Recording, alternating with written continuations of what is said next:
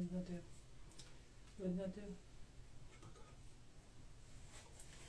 Honoré puissance dans Jésus, toutes enlevées face à terre.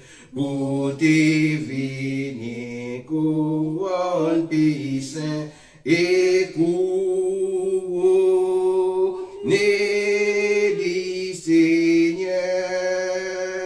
Pour diviner couronne puissant et couronné du Seigneur. Peuple choisi non race Israël, monde que bon Dieu racheté. Rends gloire pour lui qui borne au ciel et couronné du Seigneur. Rends gloire pour lui qui borne au ciel et couronné du Seigneur. C'est pour tout le monde dans chaque nation qui était sous la terre. Babylone comme pays grand chef et couronné les seigneurs. Babylone comme pays grand chef et couronné les seigneurs. En nous unis, nous anges, cap adorer l'ancien. N'a chanté un cantique nouveau et couronné du Seigneur. N'a chanté un cantique nouveau et couronné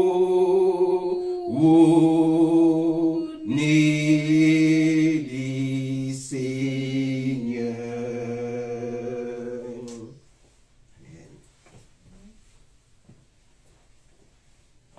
Chers amis, je vous invite à ouvrir dans votre Bible dans le livre de Matthieu, chapitre 25, à partir du verset 31 à 46.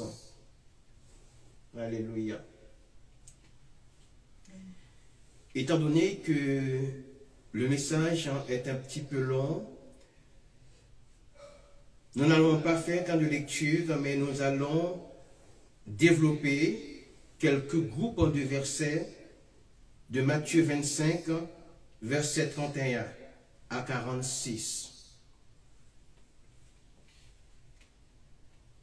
Dans l'évangile de Matthieu, Jésus nous conduit au cœur d'une scène solennelle, celle du jugement dernier. Ce passage des brebis et des chèvres n'est pas seulement une image forte, c'est un miroir tendu à chacun de nous.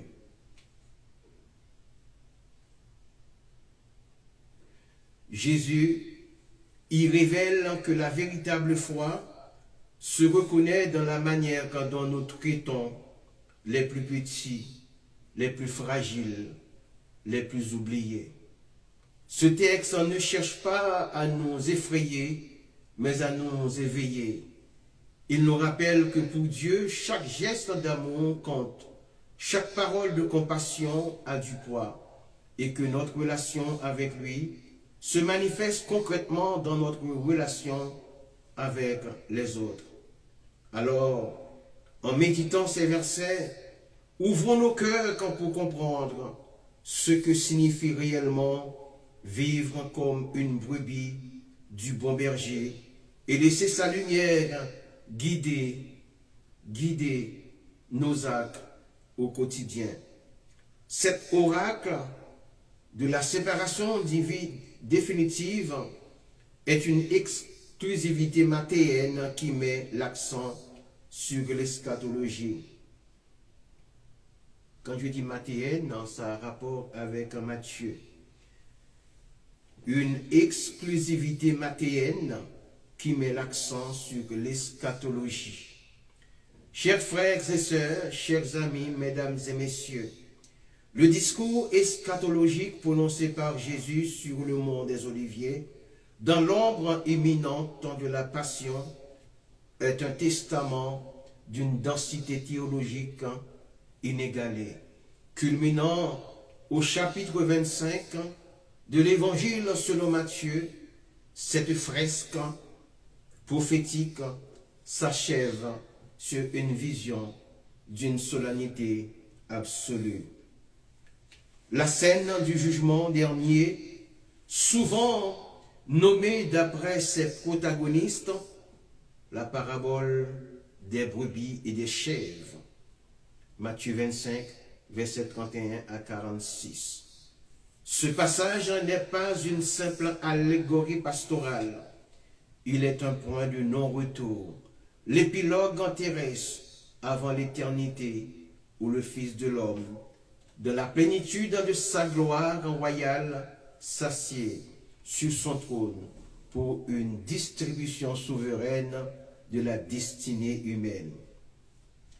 Le contraste est brutal et final. À droite, la bénédiction des brebis, à gauche, la malédiction des chèvres. La séparation est décidée non par la ferveur des liturgies ou la subtilité des doctrines, mais par l'écho concret de la miséricorde vécue. L'identité du Christ se révèle indissociable de celle des plus petits, de ses frères. Ce jugement universel, cet oracle de la rétribution et de la séparation définitive, détient cependant une singularité canonique essentielle qu'il convient de souligner avec révérence. Dans le triptyque symbolique de l'évangile, des évangiles Matthieu, Marc et Luc, se partage la majorité des engagements du Christ. La parabole des brebis et des chèvres demeure un joyau consigné par la seule plume de Matthieu. Ni Marc, pourtant réputé pour sa concision narrative, ni Luc, le théologien de la miséricorde et du salut des nations, n'ont retenu cette scène finale de l'avènement du Christ juge. Cette exclusivité confère au texte mathéen une autorité particulière. Elle le place comme le seul garant de cette clé de voûte de l'éthique chrétienne, faisant du chapitre 25 non seulement la conclusion du dernier discours du Maître, mais aussi la charte du royaume selon la vision de l'évangéliste. Ainsi, cette page mathéenne transcende le genre de la parabole pour s'ériger en constitution du jugement, fixant ainsi pour l'éternité le critère unique et implacable de l'entrée dans le royaume. Ceci constitue la reconnaissance et le service du Christ assimilé dans les figures de la famille, de l'étranger, du malade et du prisonnier. Ce testament, par son absence dans les autres récits, témoigne de l'intention profonde de Matthieu de laisser à l'Église un enseignement non dilué sur la pratique radicale de la justice et de l'amour fraternel. Maintenant, nous allons examiner le premier groupe du texte mathéen du chapitre 25, comprenant les versets 31 à 33. Nous y voyons le trône de gloire et la grâce et la grande séparation. Il viendra un jour où le temps lui-même se taira, où les horloges humaines cesseront leur murmure d'engrenage, où les empires de poussière cesseront de se dissiper, cesseront plutôt de se disputer l'ombre des royaumes.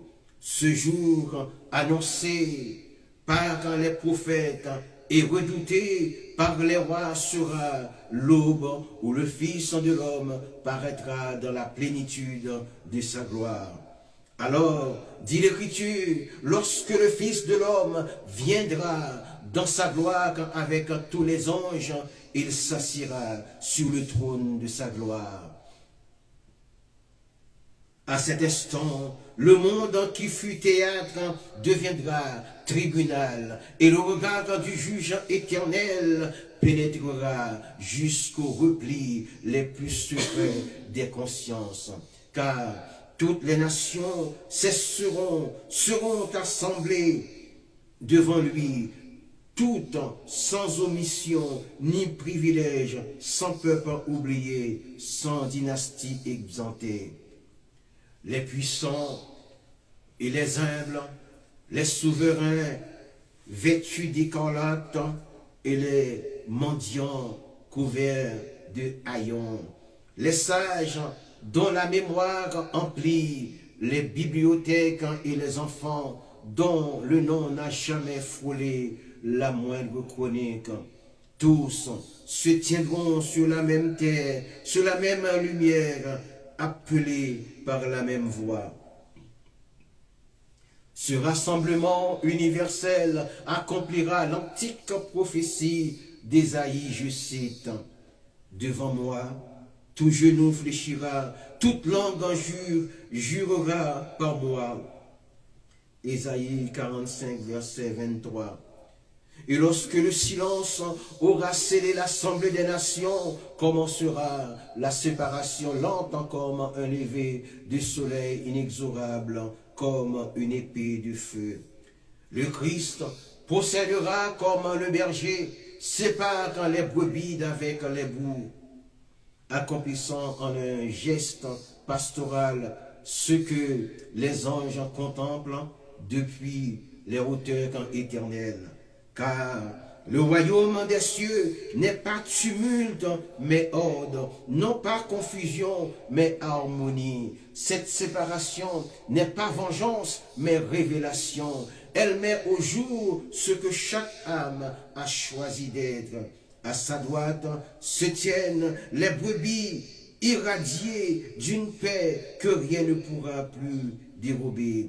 Elles ne portent pas l'auréole sculptée par leur propre mérite, mais la douceur de ceux qui ont laissé l'amour façonner leur regard, leurs mains, leurs pas. Eux aussi ont accompli ce que le prophète Michée résumait déjà en 3 verbes lumineux.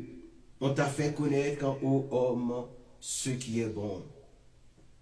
Pratiquer la justice, aimer la miséricorde et marcher humblement avec ton Dieu, selon Michée, chapitre 6, verset 8. Ils n'ont pas cherché la gloire, mais la bonté, non la reconnaissance, mais la fidélité, non l'héroïsme éclatant, mais l'obéissance discrète. Un verre d'eau donné, une porte ouverte, une écoute partagée, une blessure pensée. Voilà ce que notre Seigneur veut que nous fassions pour l'autre. Voici que le roi, dans un renversement qui étonne même les anges, identifie ses gestes à sa propre personne, là où le mystère royal du royaume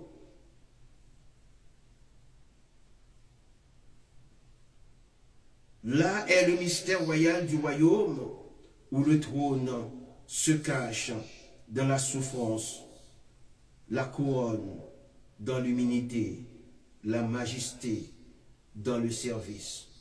À sa gauche se tiennent ceux qui n'ont pas commis de grands crimes, mais qui ont laissé leur cœur se durcir dans l'indifférence, maladie silencieuse, presque imperceptible, mais fatale. Ils avaient des yeux et ils ne virent pas, des mains et ils ne les ouvrirent point, du temps et ils jugeaient comme trop précieux pour le partager. Leur péché ne fut pas la cruauté, mais le refus de s'approcher, ce que l'Écriture nomme l'endurcissement du cœur. À eux s'applique cette sentence ancienne du psalmiste. Aujourd'hui, si vous entendez sa voix, n'endurcissez pas votre cœur, selon le psaume 95, versets 7 et 8. Eux aussi, dans leur stupeur, protestent. Quand avons-nous vu? Mais l'aveuglement d'une vie centrée sur soi-même ne reconnaît jamais sa propre cécité. Leur existence entière s'est déroulée à distance du prochain, comme si chaque vie rencontrée n'était qu'un figurant traversant le décor de leur propre histoire. Ils découvrent trop tard que le royaume n'appartient pas aux solitaires camps de cœur, mais à ceux dont la charité déborde en gestes réels. Le Christ ne juge pas selon les apparences, il ne value pas les discours, mais les fidélités intérieures.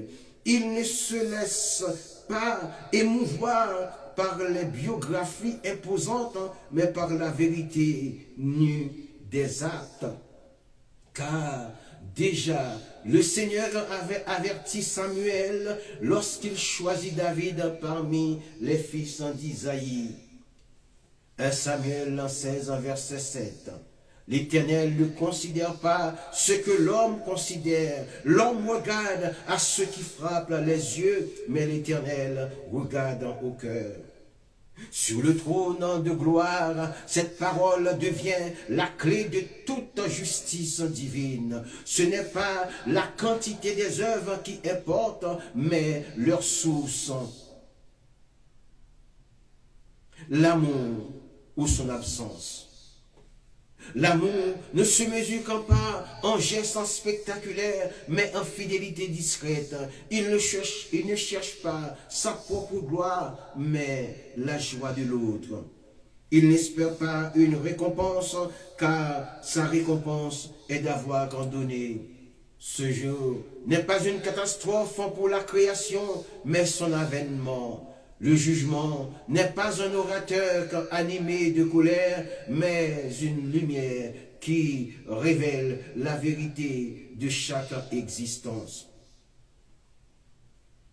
C'est pourquoi Jésus dit ailleurs, car il n'y a rien de caché qui ne doive être découvert, rien de secret qui ne doive être mis en lumière, selon Marc en chapitre 4, verset 22.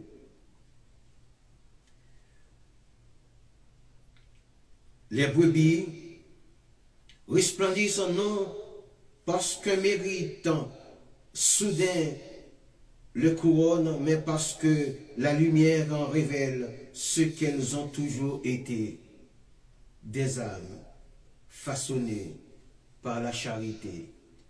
Les bouts chancellent non parce qu'un sort arbitraire les frappe, mais parce que la clarté expose ce qu'ils refusèrent, l'appel du prochain, l'appel du ciel. Le grand jour décrit par l'Évangile n'est pas seulement une scène eschatologique, il est le miroir dans lequel chaque homme peut contempler dès maintenant son propre chemin. Ce jugement futur éclaire l'instant présent, chacun dans ses gestes quotidiens. construit sa place à droite ou à gauche du roi. Chaque instant est une graine de moisson future. Le berger sépare, mais c'est la vie qui a distingué. Le juge appelle, mais c'est le cœur qui répond. Le royaume est offert, mais seul entre ceux qui ont appris le langage de l'amour. Ainsi, sous la lumière du trône éternel, l'humanité se découvre telle qu'elle fut, blanche de compassion ou grise d'indifférence, riche de dons offerts ou vide de gestes accomplis, brebis du royaume ou bouc de l'exil. Et le Fils de l'homme, dont la gloire embrase les anges, prononcera les paroles que le monde attend, plus ardemment que toute musique.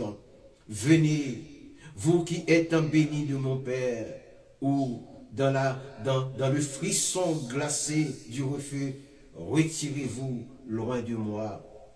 Car le royaume n'est pas seulement une destinée, il est un choix, et Dieu, dans sa justice, ne ratifie que ce que l'homme aura choisi d'aimer. Le deuxième groupe, comprenant les versets 34 à 37, nous dit: il y a des paroles qui, lorsqu'elles résonnent, semblent traverser les siècles comme des astres fendant la nuit. Venez, vous qui êtes bénis de mon Père. Ce ne sont pas de simples mots, mais une invitation royale, un accueil qui dispense de toute crainte. Le roi ne convoque pas seulement les élus, il les appelle par un nom tissé de lumière et non façonné par des actes simples comme la pâleur du pain partagé. C'est une voix qui remet en ordre l'univers, une voix qui rappelle que le royaume n'est pas improvisé dans la hâte du dernier jour, mais préparé dès la fondation du monde. Là se dévoile la pensée éternelle de Dieu, que l'homme marche vers le royaume, non pas par la force des sphères, mais par les gestes silencieux de la charité. Le plan divin n'est pas un labyrinthe de mystères impénétrables. Il se manifeste dans les oasis quotidiennes où l'on répond à la faim du frère, à la soif du voyageur, du foie, du corps dénudé. Déjà le prophète Ésaïe en annonçait la substance avec une clarté qui perce les fumées du temps. Ésaïe 58, verset 7 dit: partage ton pain avec celui qui a faim et fais entrer dans ta maison les malheureux sans asile. Si tu vois un homme nu, couvre-le. Ainsi, le royaume se tisse dans l'ordinaire, se bâtit pierre à pierre par des mains qui souvent ignorent ce qu'elle édifie. Elle sème l'amour comme on lance une poignée de graines dans un champ obscur, sans calcul, et c'est le roi lui-même qui les récolte. Alléluia.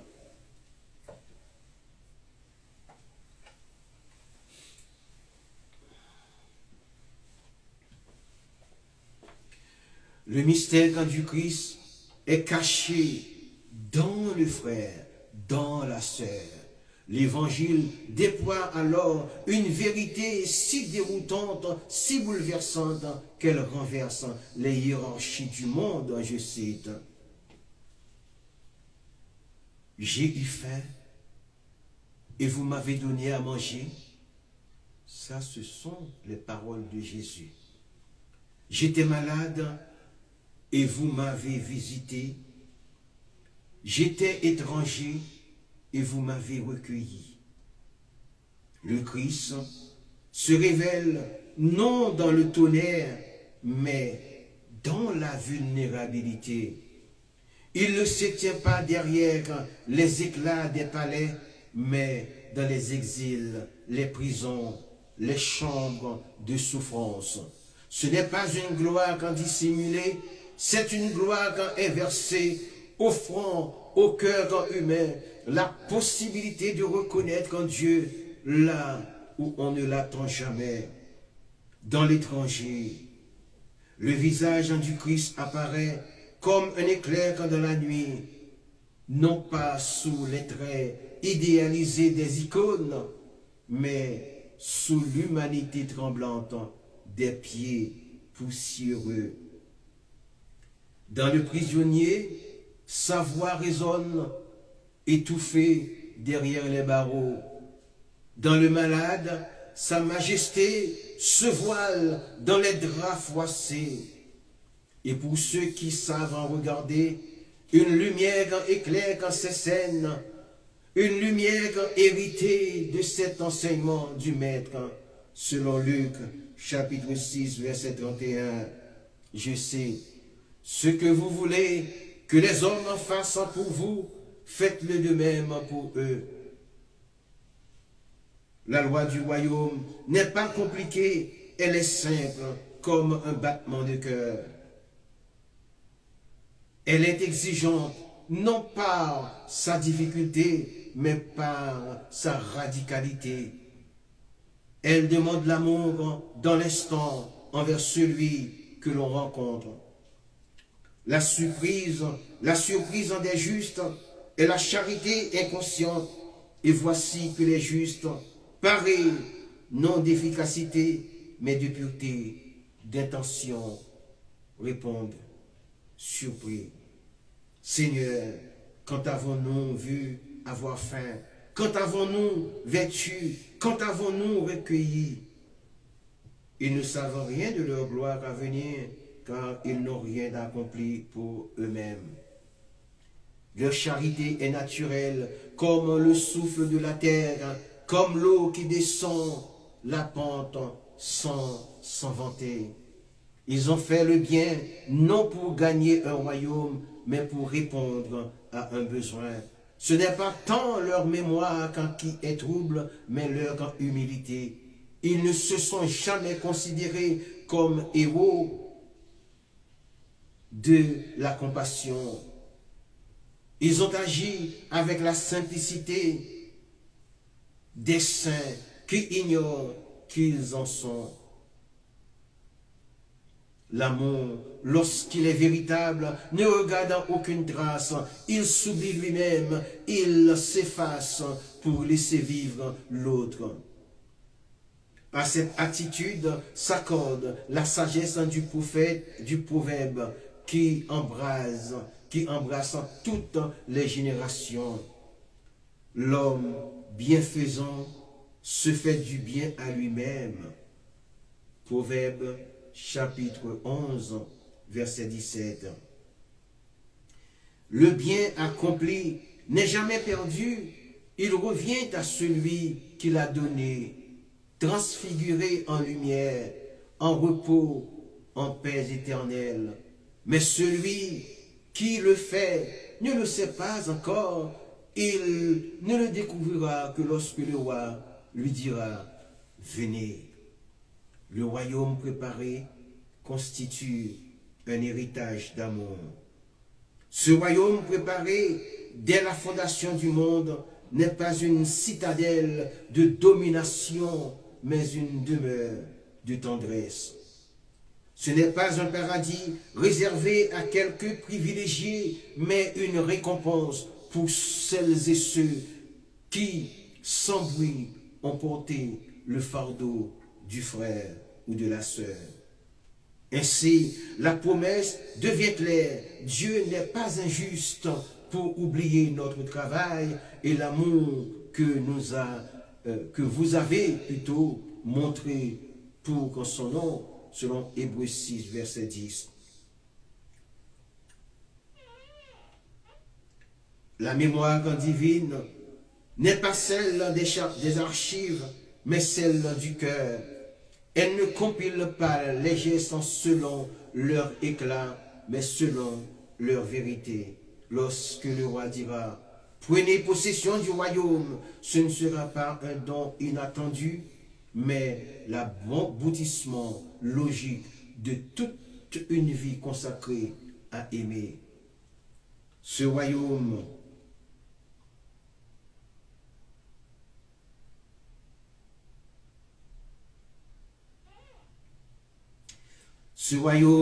n'est pas étranger à ceux qui entrent, il est l'extension suprême de ce qu'ils ont déjà vécu. Ils y reconnaîtront les couleurs de leur propre cœur, sanctifié, amplifié, éternisé.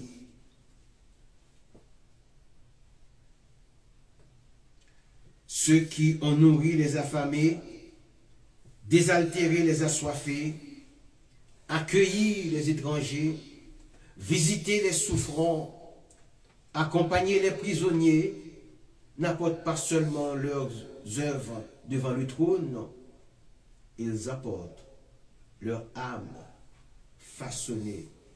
Le royaume ne leur est pas seulement donné, il est le reflet de ce qu'ils sont devenus. Ainsi se déploie ce grand passage comme un fresque où le ciel embrasse la terre. Le jugement dernier n'est pas un décor de terreur, mais une proclamation de justice. Le roi ne se contente pas de distribuer des récompenses et des sentences. Il dévoile la véritable nature de chacun. Les justes ignorent qu'ils sont justes précisément parce qu'ils le sont vraiment.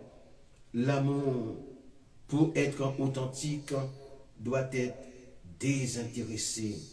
Les gestes mentionnés par le roi, nourrir, abreuver, vêtir, accueillir, visiter, sont tous des gestes du quotidien. Il ne demande ni puissance, ni magie, ni sagesse exceptionnelle. Il exige seulement un cœur qui voit, qui répond, qui s'incline vers la souffrance du monde. Et c'est là que réside le mystère. Chaque geste accompli envers le moindre de nos frères reflète un geste accompli envers le roi lui-même, Jésus. Ainsi, la scène finale du monde n'est pas un tribunal froid, mais une célébration de la charité. Le roi ouvre les bras, non comme un juge sévère, mais comme un père reconnaissant. Ceux qui entrent dans le royaume sont ceux qui ont déjà commencé à y vivre sur terre.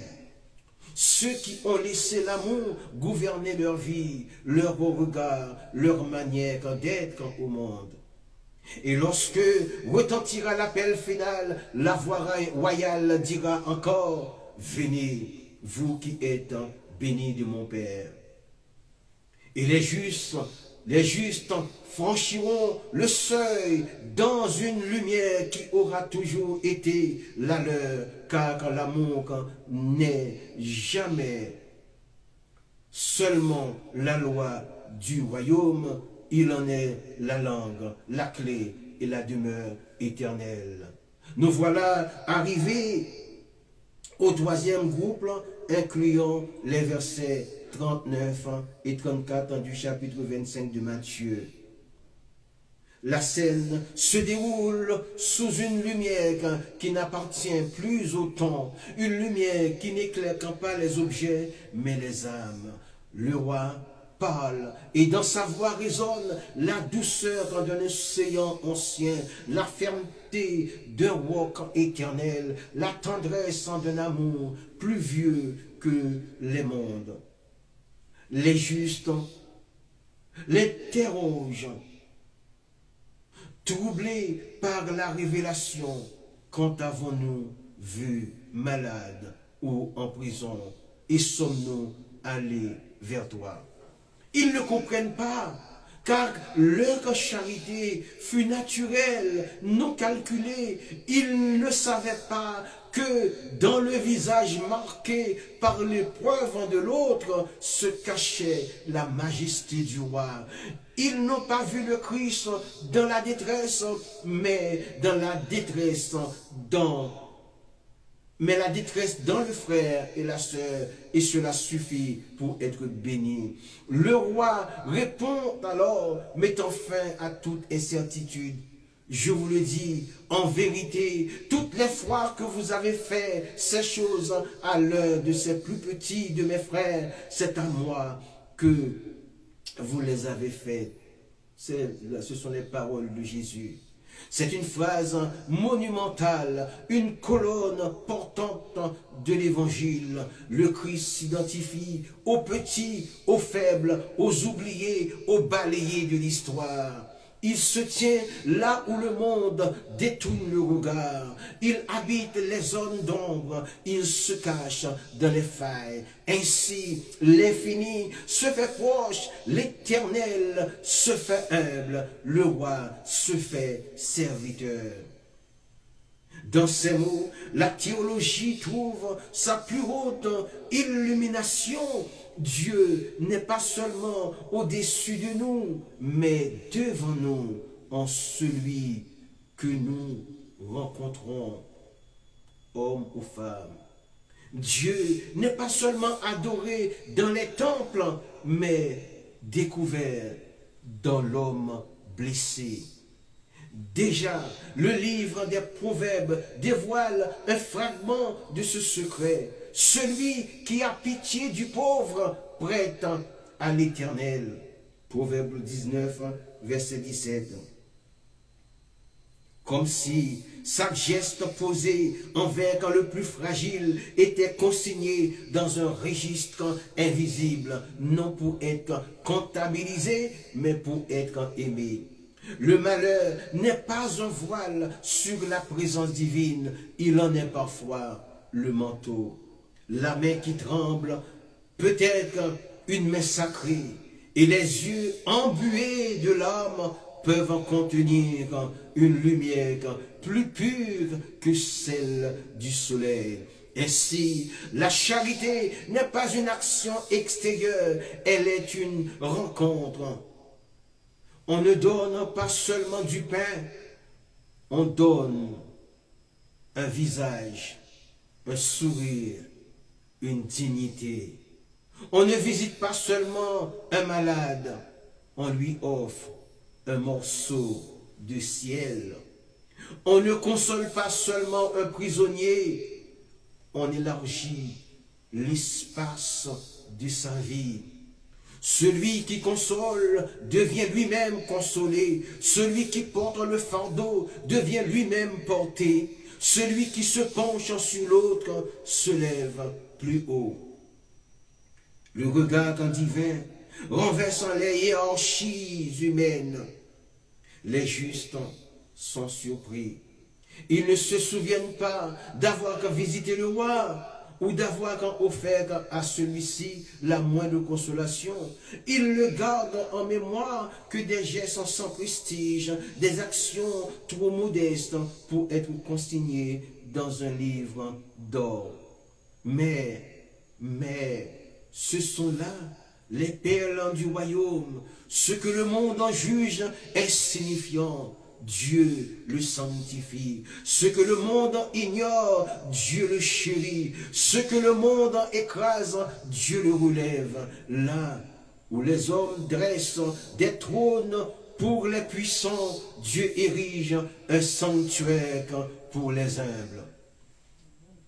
Déjà, le prophète Zacharie annonçait cette logique divine, paradoxale, en disant « Ce n'est ni par la puissance, ni par la force, mais par mon esprit. » Zacharie 4, verset 6. Le royaume s'avance à pas de douceur, non de domination. Il pénètre les cœurs, non les citadelles. Et dans cet ordre nouveau, le roi reconnaît les plus petits comme ses frères. Tout le mystère du jugement dernier se trouve dans cette phrase. C'est à moi que vous les avez faites. C'est à moi que vous avez fait du bien. Ce n'est pas seulement un principe moral, mais la révélation d'un lien profond entre Dieu et l'humanité. Le Christ ne vient pas retirer aux petits leur dignité, il leur donne la sienne. Le Nouveau Testament lui-même célèbre cet amour discret dans les paroles de Jean. Celui qui n'aime pas son frère quand il voit ne peut aimer Dieu qu'il ne voit pas, selon 1 Jean 4, verset 20. Ainsi, aimer le visible devient l'apôtre du mystère invisible. On pourrait nourrir tous les pauvres du monde sans jamais aimer. Mais on peut aimer dans un seul verre d'eau offert avec vérité et sincérité. Le royaume s'ouvre pour ceux qui ont aimé sans calcul. Le roi ne félicite pas les justes pour leur héroïsme, mais pour leur amour spontané. L'amour, lorsqu'il est pur, ne s'analyse pas. Il jaillit, il ne demande pas s'il vaut la peine d'être donné, il se donne pareil à la source. Il ne s'interroge pas sur le mérite de l'autre, il répond. Il ne cherche pas l'approbation du ciel, il devient ciel. Déjà, le psalmiste entonnait ce chant de vérité. Heureux celui qui s'intéresse aux pauvres. Au jour du malheur, l'Éternel le délivre, selon le psaume 41, verset 1. Il ne dit pas celui qui secoue, mais celui qui s'intéresse. Car le premier geste est le regard, non pas celui qui juge, mais celui qui reconnaît. Le royaume s'ouvre non pour les extraordinaires, mais pour les attentifs.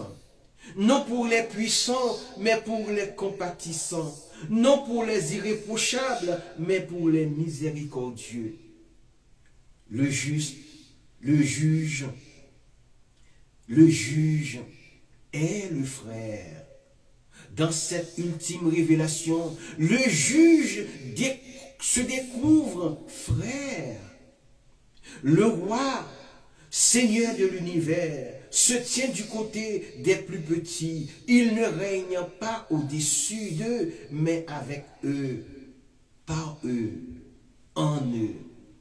Lorsque l'humanité se tiendra devant lui, sa voix ne sonnera pas comme un verdict, mais comme un dévouement.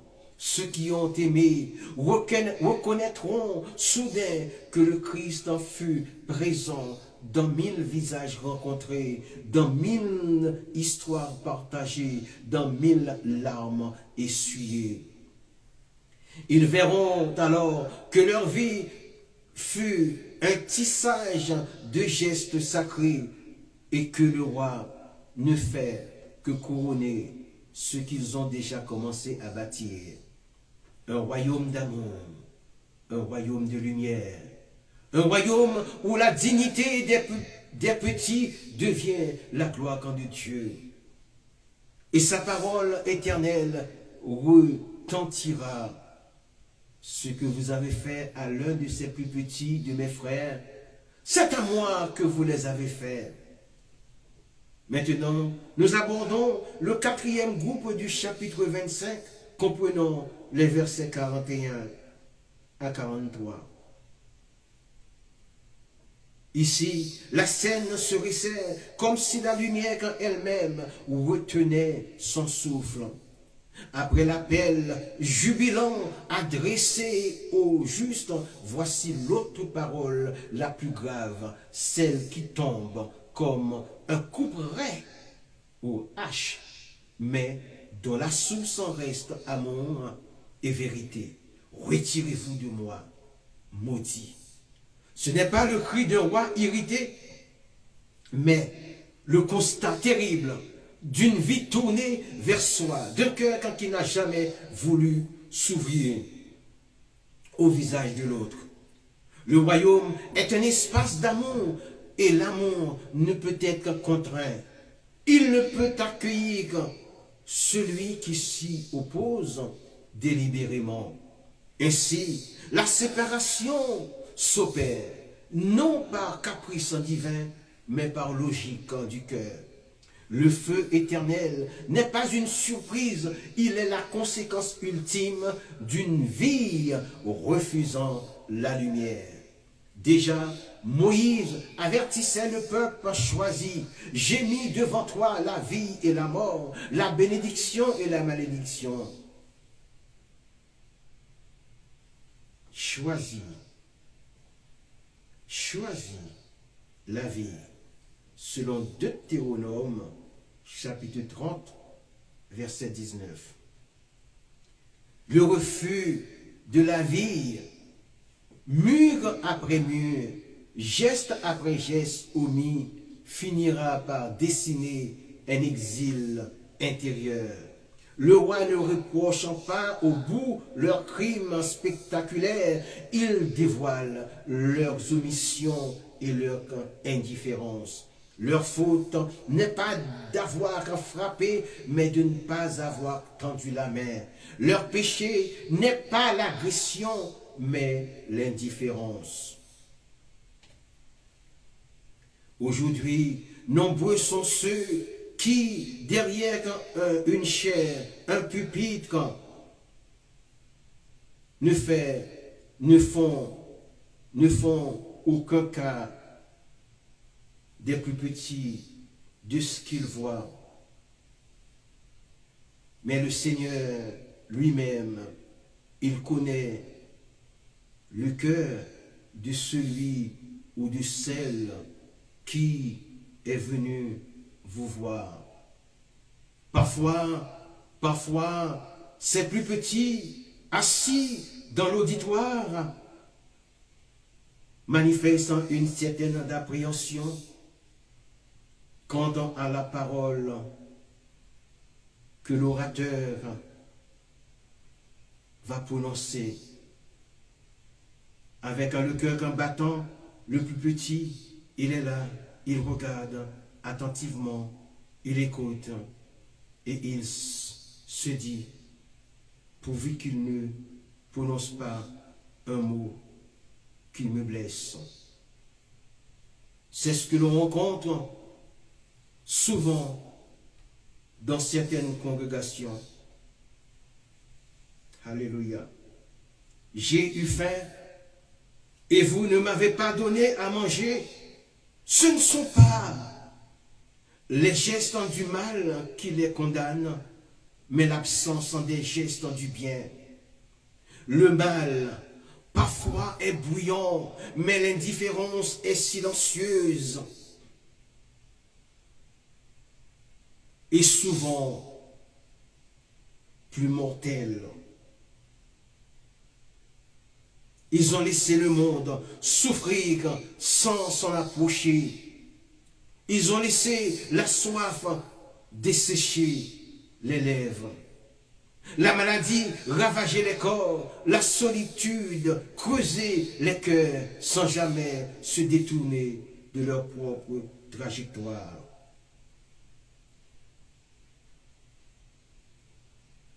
Oh, de nos jours, nombreux sont des pharisiens dans notre temps moderne.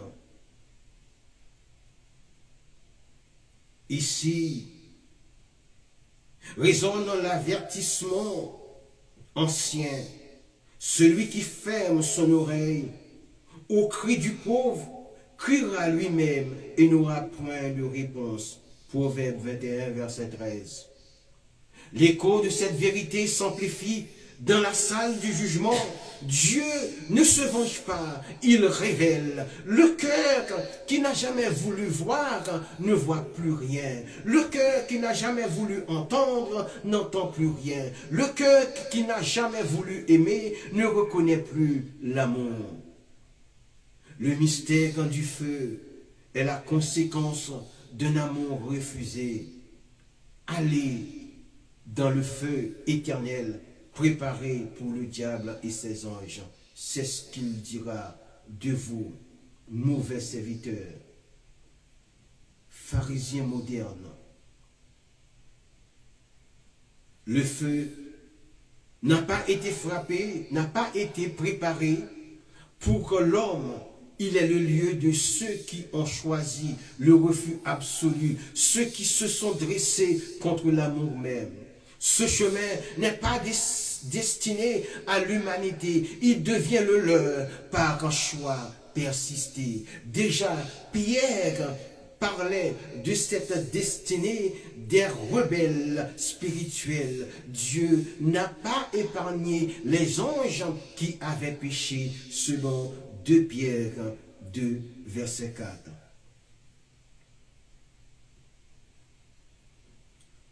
Le plus petit que vous avez rencontré, il est peut-être celui dans la vie duquel le Christ se manifeste. Chers amis, chers frères et sœurs, le royaume n'est pas un étang tiède où l'on flotte sans engagement. Il est le lieu de la communion. Le feu devient alors la solitude portée par son extrême, ou bien à son extrême. L'absence de Dieu ressentie comme un brasier, le refus de l'amour devenu torture intérieure. C'est un destin que Dieu ne veut pour personne. Dieu veut sauver, Dieu veut accueillir, Dieu veut guérir, mais il ne veut pas contraindre celui qui refuse la lumière et s'attache obstinément à son ombre.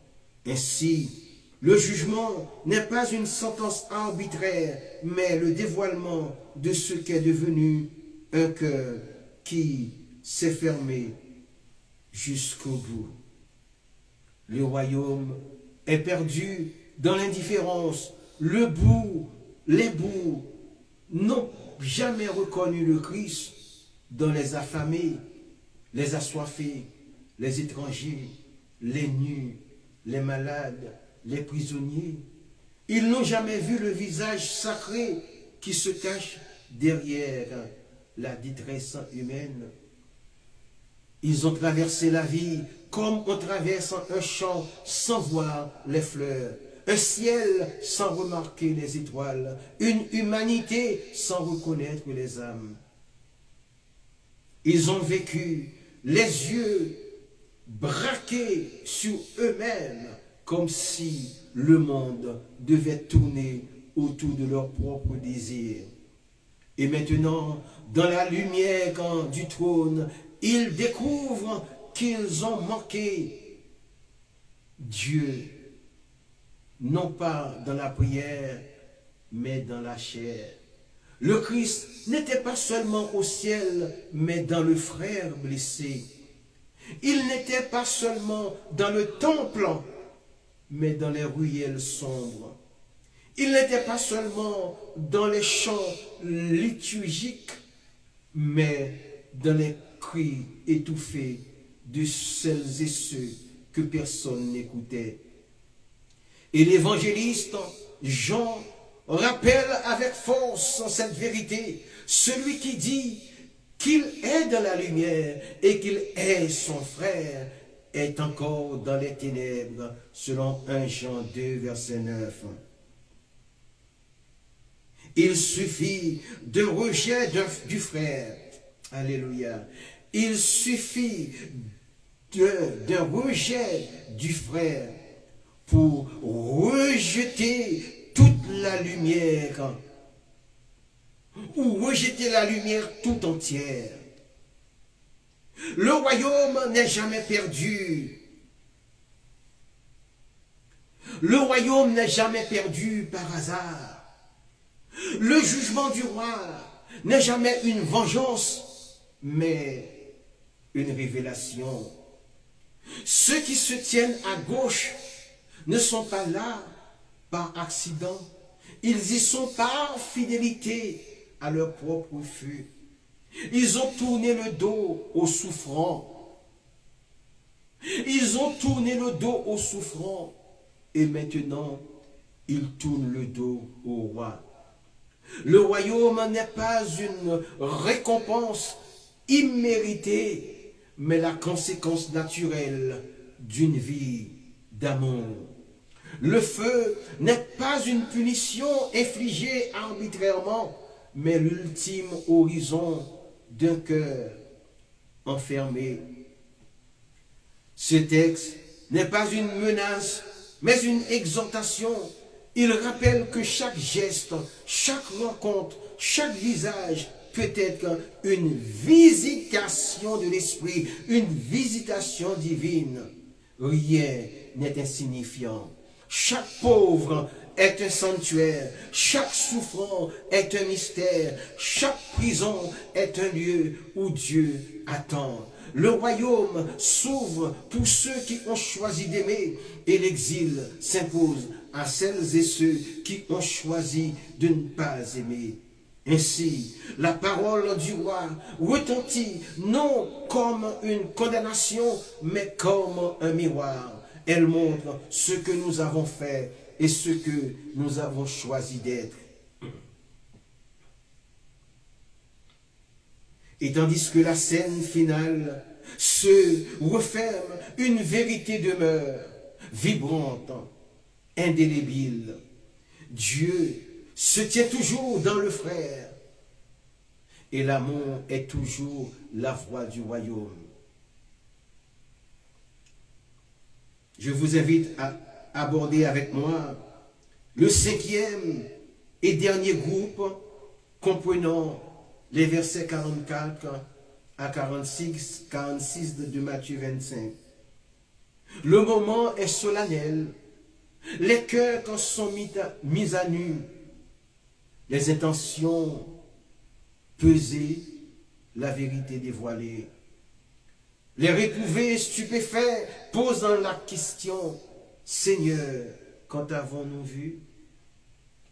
Ils ne contestent pas la justice du roi, ils s'interrogent sincèrement, peut-être sur le moment où ils auraient croisé son visage sans le reconnaître. Toutes les fois que vous méprisez l'autre, toutes les fois que vous croisez un petit et que vous détournez votre regard, c'est de Christ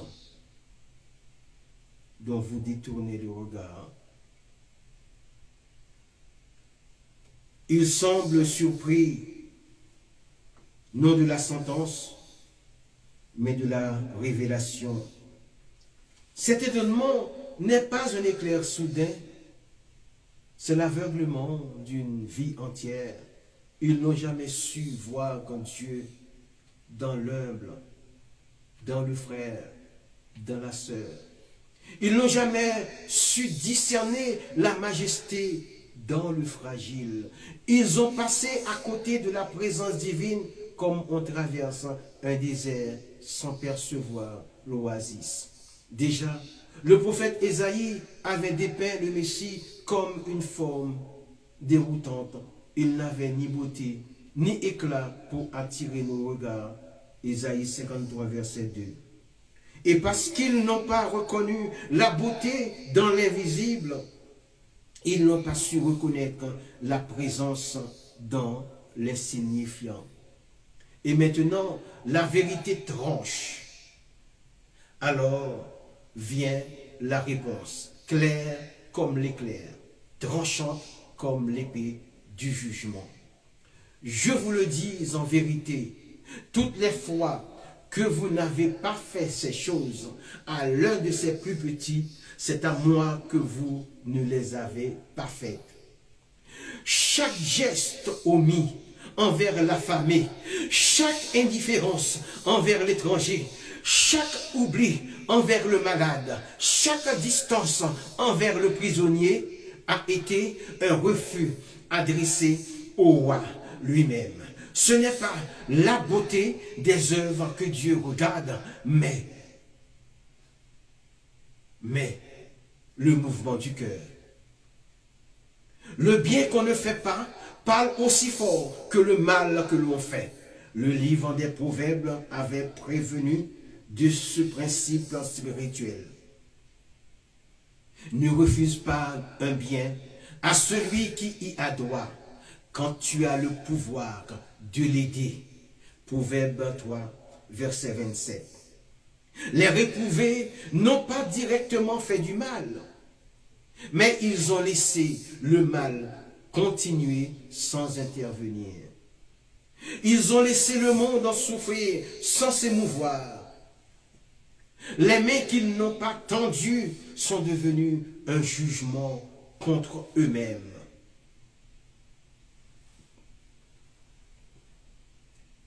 Dans la lumière du royaume, l'omission devient révélation et la révélation devient verdict. Alléluia.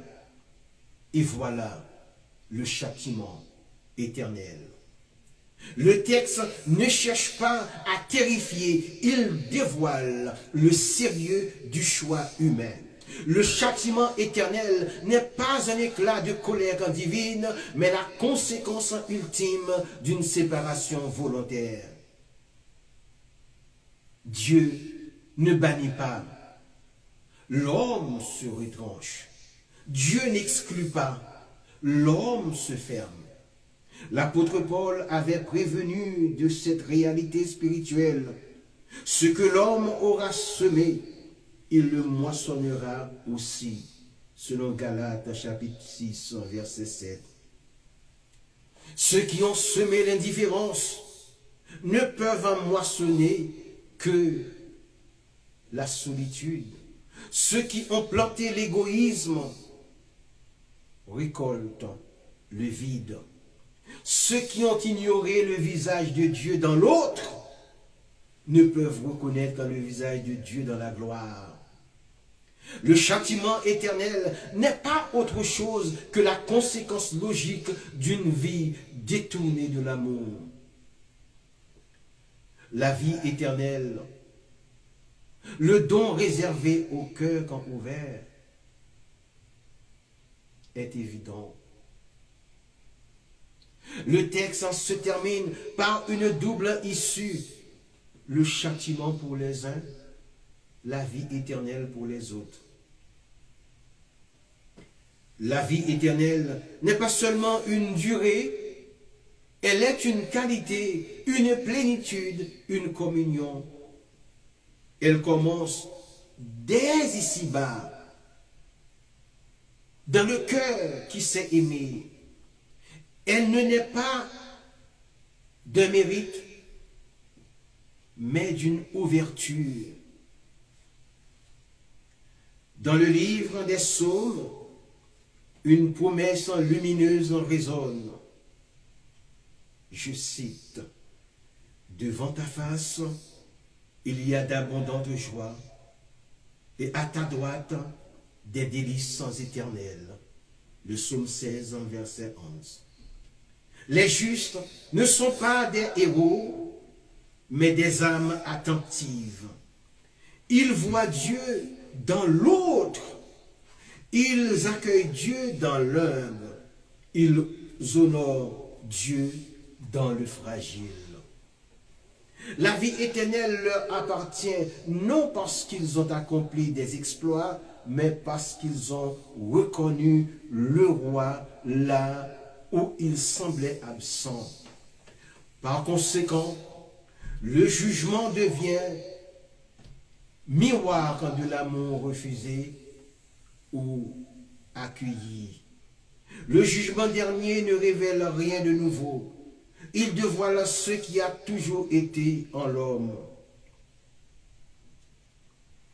Il expose ce que les actes ont construit, ce que les omissions ont détruit. Les réprouvés s'étonnent parce qu'ils n'ont jamais vu le Christ dans le pauvre. Ils n'ont jamais entendu son appel dans la détresse de l'autre.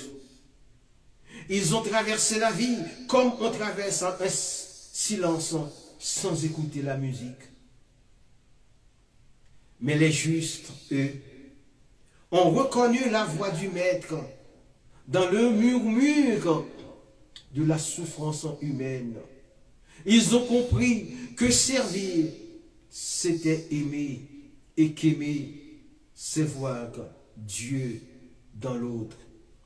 La vie éternelle est le prolongement naturel d'un cœur habité par l'amour. Le châtiment éternel est l'écho d'un cœur qui n'a jamais voulu aimer. L'un et l'autre sont révélés par le même roi, assise de justice, flamme de vérité, mère de compassion. Devant lui, tout devient clair. Quand je dis assise de justice, c'est une sorte de tribunal, comme la cour d'assises. Alléluia. Devant lui, tout devient clair et l'éternité s'ouvre selon ce que le cœur a choisi. En définitive, la vision mathéenne du jugement dernier se révèle être un miroir, non de l'au-delà, mais de notre propre existence terrestre. Au pied du trône de gloire, le Christ ne déroule pas une liste complexe de rites ou d'observances, mais déploie le ruban simple, pourtant radical, de l'humanité souffrant. Le verdict de la séparation, le venez ou l'effroyable allez-vous-en, n'est pas une sentence arbitraire, mais l'écho défini de la manière dont la miséricorde fut dispensée ou retenue. Dans cette fresque, la pauvreté, la maladie, l'emprisonnement et l'exil cessent d'être de simples faits sociaux pour devenir des lieux théophaniques. Le jugement révèle que chaque acte de compassion fut en réalité un contact direct avec l'incarnation. L'amour refusé à l'étranger affamé était un rejet du roi lui-même. L'accueil prodigué aux prisonniers oubliés était une reconnaissance intuitive de sa majesté. L'éternité se trouve ainsi scellée non par une adhésion intellectuelle, mais par la seule éthique de l'altérité. Le décret de la séparation définitive n'est donc pas une énigme, mais une vérité, une clarté terrible. Le royaume est offert à ceux dont la vie fut le reflet constant, bien que souvent inconscient, de l'amour divin pour l'homme. La porte étroite vers la vie éternelle n'est autre que le visage de notre frère le plus démuni. Chers frères et sœurs, chers amis followers, mesdames et messieurs, et maintenant, tandis que retombe le silence de ce passage, une douce invitation demeure. Car le Christ ne nous parle pas pour nous classer, mais pour nous appeler Il ne nous montre pas de chemin pour nous diviser, mais pour éclairer le nôtre. Que chacun de nous devienne cette brebis qui reconnaît la voix du berger, cette âme qui voit dans chaque visage une étincelle de Dieu, cette main qui se tend même quand personne ne regarde. Que nos gestes, si modestes soient-ils, deviennent des graines de miséricorde. Que nos paroles soient des abris pour les cœurs fatigués et que nos pas suivent la trace de Jésus, le Christ, là où se trouvent les affamés, les étrangers, les blessés de la vie. Alors, au jour où le roi rassemblera les nations, nous découvrirons